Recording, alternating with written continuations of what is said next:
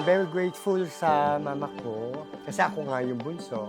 I'm always the one who stay beside her. Simula nung bata ako, my father was in Guam before. So, lumaki ako sa kanya talagang nasa tabi niya habang nananahi siya, nagluluto. That is why siguro yung figure ko, yung gender ko, na-develop ko sa kanya lahat.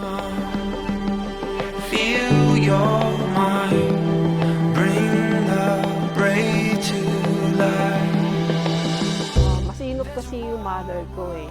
Kaya parang yun din ang nilulook up ko na someday, ganun din ang gawin ko katulad niya. Kasi ngayon, dahil productive yung ginawa niya before, so ngayon nakikinabang din kami. So yun ang gusto kong i-apply din sa sarili ko na maging katulad niya kasi kahit pa paano hindi siya dependent sa amin. Saka talagang yung skill niya talagang maganda, magaling.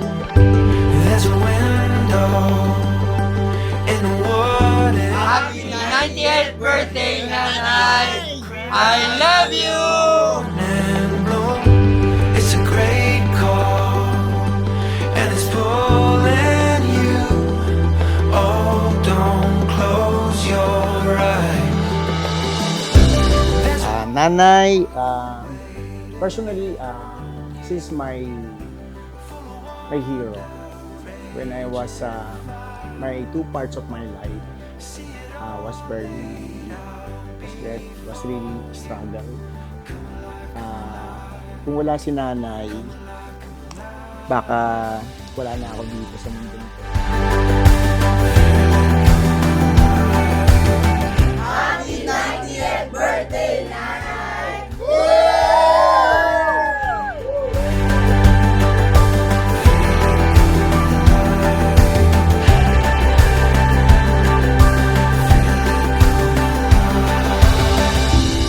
Napaka-mapagmahal talaga niya.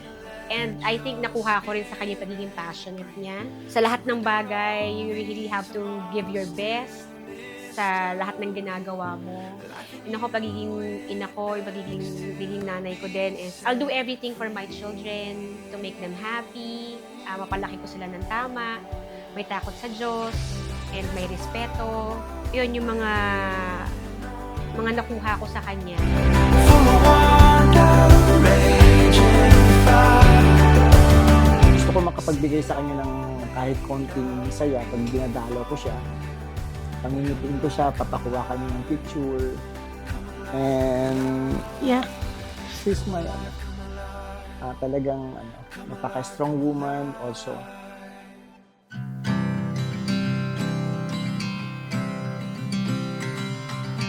Kung maaari lang, mabuhay pa siya ng more than 20 or more than 30 years. Kung mabubuti na mas mauna na ako kasi hindi ko kakayanin talaga. Kahit siguro may pumasok sa amin, hindi niya ako kayang pagtanggol. Pero yung at ease ako na meron akong kasama. Natatawa lang ako doon sa shinare ni Kuya. I-share ko lang din sa akin kasi minsan parang may illegal kaming gawain ni Lola pag nag-aabot ng pera sa akin eh. So minsan sa kaba kung baka illegal na talaga yung binigay, kaba ko rin na baka 20 lang yung binigay.